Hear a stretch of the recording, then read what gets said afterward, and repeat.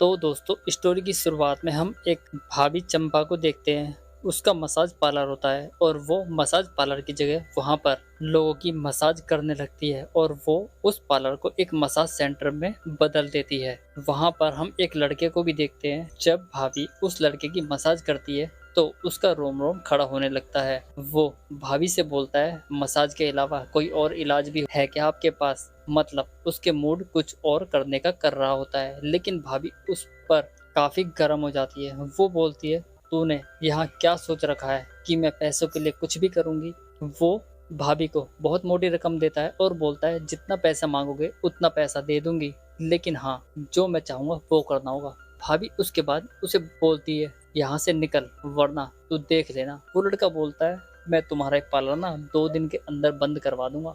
इस पर भाभी को और तेज गुस्सा आ जाता है और भाभी बोलती है, अब तू निकल और हाँ, मेरी मसाज के पैसे भी देकर जा। इतना बोलकर भाभी उसे वहां से बाहर भगा देती है। तभी भाभी का पति रूम में आता है और वो बोलता है, क्या हुआ चंपा, कोई दिक्कत है क्या? वो बोलती है, तुम्हें बॉडी बनाने से फुर्सत मिले तब तो जाके तुम मुझे देखोगे। इस पर भाभी का पति बोलता है, तूने यहाँ फिर से ब्यूटी पार्लर की जगह मर्दों की मसाज करना शुरू कर दिया है। अगर मालकिन को पता लग गया ना तो वो हमारे सपनों पर पानी फेर देगी। मतलब वो हमें यहाँ से भगा देगी और हमारे पास कुछ भी नहीं रहेगा। दूसरी तरफ हम चंपा की मालकिन को देखते हैं, जो कि अपने नौकर को बांध कर रखा हुआ था। वो उसके सामने आती है और उसके साथ रोमांटिक कार्यक्रम में लग जाती है। यहाँ पर हमें दोनों का एक पलंग तोड़ कार्यक्रम दिखाया जाता है। दोनों सुख पा लेते हैं। नेक्स्ट डे मालकिन अपनी नौकरानी चंपा के घर पर जाती है और बोलती है, चंपा, लगता है तूने यहाँ पर फिर से गलत काम करने शुरू कर दिए हैं। चंपा बोलती है, नहीं मालकिन, ऐसा तो कुछ भी नहीं है। यहाँ पर हम देख पाते हैं कि मालकिन के साथ उसका नौकर भी आया था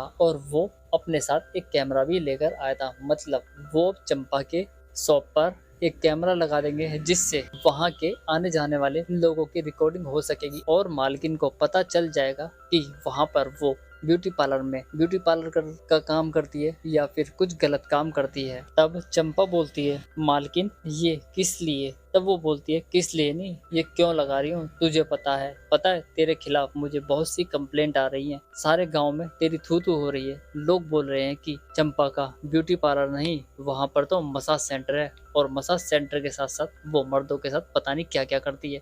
बस मैं यहाँ पर कैमरा लगा दूंगी तो मुझे पता चल जाएगा कि यहाँ पर गलत कौन है, गांव वाले या फिर तू। चंपा, एक बात और सुन, चल ऐसा कर, तू मेरे साथ बाहर आ। जिसके बाद चंपा वहां से बाहर चली जाती है। तभी हम देखते हैं कि मालकिन चंपा को अपने घर की चाबी देकर जा रही थी। दरअसल मालकिन 2 से 4 दिन के लिए कहीं घर से बाहर जा रही थी और चाबी चंपा को देकर जाती है क्योंकि उसके घर पर कुछ पार्सल आने वाले थे।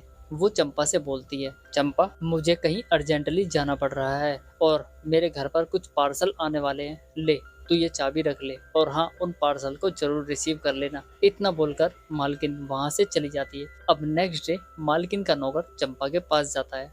वो बोलता है, चंपा, ला चाबी दे रूम की। तब चंपा बोलती है, तुझे चाबी क्यों दूं भाई, मुझे मालकिन ने दी है। तब वो बोलता है, हाँ हाँ मैं जानता हूँ मालकिन ने तुझे चाबी दी है, लेकिन मुझे कुछ काम है। तब भाभी उसे भी सटका देती है और बोलती है, अगर दोबारा यहाँ दिखा ना तो तेरे होश ठिकाने लगा दूंगी। तब वो बोलता है, ज्यादा उड़ मत, तुझे पता है ना मालकिन मुझे कितना मानती है। तब चंपा बोलती है, हाँ पता है, इसलिए तो तुझे चाबी नहीं दी ना, चल अब निकल यहाँ से।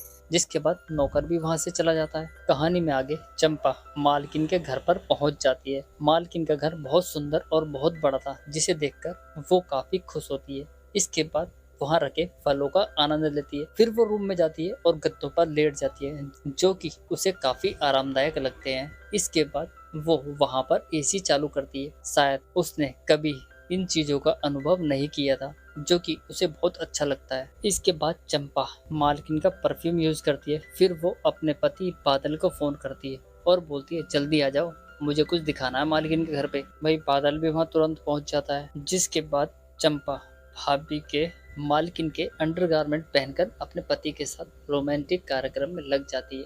यहाँ पर हमें दोनों का एक पलंग तोड़ कार्यक्रम दिखाया जाता है। 10 से 15 मिनट का यहाँ पर एक रोमांटिक कार्यक्रम किया जाता है, जहाँ पर दोनों सुख पा लेते हैं। इसके बाद वो अपने पति से बोलती है, बादल, मुझे ये सब कुछ चाहिए, मुझे भी इतना अमीर बनना है। वो बोलता है हाँ क्यों नहीं, मेहनत करके हम सब पालेंगे। फिलहाल अभी हम यहाँ से निकलते हैं क्योंकि ये हमारा घर नहीं है, मालकिन का घर है। इतना बोलकर वो वहाँ से जाने की तैयारी करने लगता है। यहाँ पर अब चंपा के दिमाग में कुछ खुरापाती चलने लगती है। वो अपने पति से बोलती है जो मालकिन ने मुझे चाबी दी है ना, मैं उसका डुप्लीकेट बनाऊंगी और बस फिर क्या था, फिर तो हम जल्दी ही अमीर बन जाएंगे। इसके बाद दोनों वहां से निकल जाते हैं। कहानी में आगे हम उस नौकर को देखते हैं।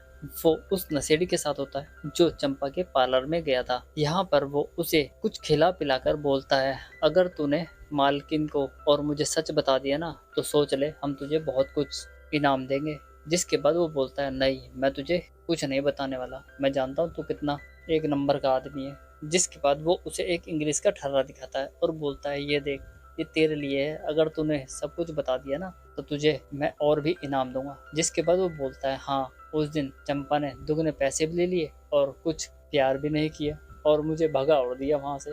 जिसके बाद नौकर बोलता है तो ठीक है, तू ये बात मालकिन के आगे बोल देना तो मैं तुझे हर हफ्ते एक बोतल दूंगा। जिसके बाद वो राजी हो जाता है। अब नेक्स्ट डे चंपा फिर से मालकिन के घर पर पहुंच जाती है। यहाँ पर वो अपने पति के साथ काफी खुश हो रही थी। वो बोलती है आज से ये ताजमहल महल मेरा है। तो उसका पति बोलता है हाँ, कोई ताजमहल की नकली चाबी बनवा ले तो वो ताजमहल उसका नहीं हो जाता। दरअसल चंपा ने यहाँ पर उस घर की एक नकली चाबी बनवा ली थी। चंपा बोलती है जब तक मालकिन नहीं आ जाती ना, जब तक ये ताजमहल मेरा ही है। अब उनकी रोमांटिक कहानी कुछ आगे बढ़ती इससे पहले मालकिन उसे कॉल कर देती है। वो डरते डरते फोन उठाता। तब मालकिन बोलती है जो काम बोला था वो कर दिया ना चंपा। चंपा बोलती है हाँ मालकिन, लेकिन आप कब तक आ रही हैं? तब मालकिन बोलती है बस आज शाम तक पहुंच जाऊंगी। जिसके बाद उनके शायद काम की वोट लगने वाली थी, लेकिन वो फिर से मालकिन के घर पर पहुंच जाते हैं और बिना देरी के ही रोमांटिक कार्यक्रम में लग जाते हैं। यहाँ पर हमें दोनों को रोमांस करते हुए दिखाया गया है। यहाँ पर बादल चंपा की गुफा की हाथों से खुदाई करने लगता है और पानी निकाल देता है। यहाँ पर चंपा भी अपने पति का पानी निकाल देती है। यहाँ पर दोनों खूब रोमांस करते हैं और पलंग तोड़ते हैं। यहाँ पर हमें 10 से 12 मिनट का एक रोमांटिक कार्यक्रम दिखाया जाता है। अब उनका कार्यक्रम चल ही रहा था कि मालकिन भी घर पर आ जाती है और उनकी कार्यक्रम की आवाज सुन लेती है। जिसके बाद वो उस रूम की तरफ बढ़ने लगती है जहाँ पर वो रोमांस कर रहे थे। वहाँ पर मालकिन उन दोनों को रोमांस करते हुए देख लेती है। उसे गुस्सा तो बहुत आता है लेकिन वो कुछ कर नहीं पाती। इसके बाद चंपा को याद आता है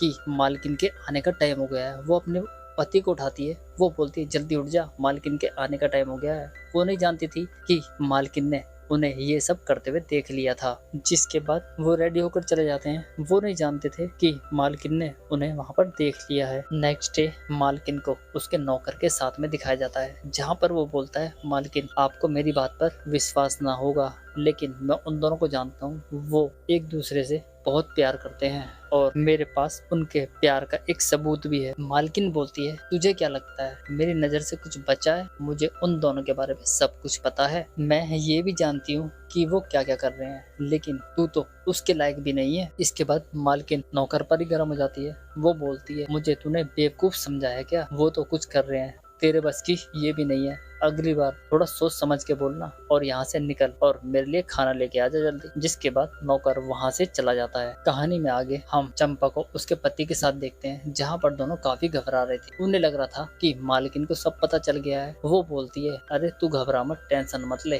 कुछ नहीं होगा। उनकी बात चली रही थी कि तभी मालकिन आ जाती है और बोलती है क्या हुआ तुम दोनों को, काफी घबराए हुए से लग रहे हो? वो बोलते हैं कुछ नहीं मालकिन, बस ऐसे ही। तब मालकिन बोलती है लगता है तुम दोनों मिलकर मेरे बारे में बुराई कर रहे थे और मैं आ गई तो तुम्हारी सांसें अटक गई। तब वो दोनों बोलते हैं नहीं नहीं मालकिन, ऐसा कुछ भी नहीं है। इसके बाद मालकिन पूछती है अच्छा सब छोड़ो, ये बताओ पिछले 2 दिन में तुमने कितना पैसा कमाया है इस पार्लर से? जब वो दोनों कुछ नहीं बोलते तो मालकिन बोलती है लगता है तुमने इन दिनों कुछ भी पैसा नहीं कमाया। लगता है मुझे ये मसाज पार्लर का आइडिया ही गलत है। मैं ऐसा करती हूँ इस मसाज पार्लर को ही बेच देती हूँ। जब उनकी बात समझ नहीं आती तो बादल एक नोटों की गड्डी देता है और बोलता है मालकिन 2 दिन में पिछले बहुत सारे ग्राहक आए हैं, ये देखो हमने इतना पैसा कमाया। वो गड्डी मालकिन को थमा देता है। जिसके बाद मालकिन बोलती है मुझे तुमसे ये उम्मीद न थी कि तुम मुझे पैसा कमा कर भी दे दोगे। इसके बाद मालकिन बोलती है चंपा 2 दिन से काम कर कर के ना मेरा शरीर सारा टूट रहा है और मैंने सुना है तेरे हाथों में जादू है। अगर ऐसी बात है ना तो तू कल दोपहर को घर पर आ जा और दिखा अपने हाथों का जादू। जिसके बाद वो पैसे लेकर वहाँ से चली जाती है। जिसके बाद चंपा अपने पति को डांटती है। वो बोलती है तूने पूरे 1 महीने की कमाई उसे दे दी। इस पर उसका पति बोलता है हाँ, उसे पैसे देकर मैंने रोक लिया, नहीं तो वो हमें बाजार में ऐसे घुमाती और मुंह काला करती अलग से। कहानी में आगे मालकिन को उसके घर पर दिखाया जाता है, जहाँ पर मालकिन उस रूम में जाती है जहाँ पर उसके नौकर और नौकरानी कार्यक्रम कर रहे थे। वो उस रूम में जाते ही उन दोनों के रोमांटिक कार्यक्रम की कल्पना करने लगती है और अपने आप को सुख में डुबोने लगती है। रूम में जाकर वो रोमांटिक होने लगती है। वो अपने आप पर कंट्रोल नहीं कर पाती और अपनी हाथों से गुफा की खुदाई करने लगती है। जब उसका मन यहाँ भी नहीं मानता तो मालकिन एक वाइब्रेटर की मदद से गुफा की खुदाई करने लगती है और अपने आप को सुख देने लगती है। यहाँ पर मालकिन चरम सुख पा लेती है। इसी के साथ मालकिन ये भी सोचने लगती है कि मुझे अब उन दोनों को यहाँ पर दोबारा बुलाना होगा। इसी के साथ ही हमारा यह एपिसोड खत्म हो जाता है। तो मिलते हैं नेक्स्ट वीडियो में, तब तक के लिए धन्यवाद।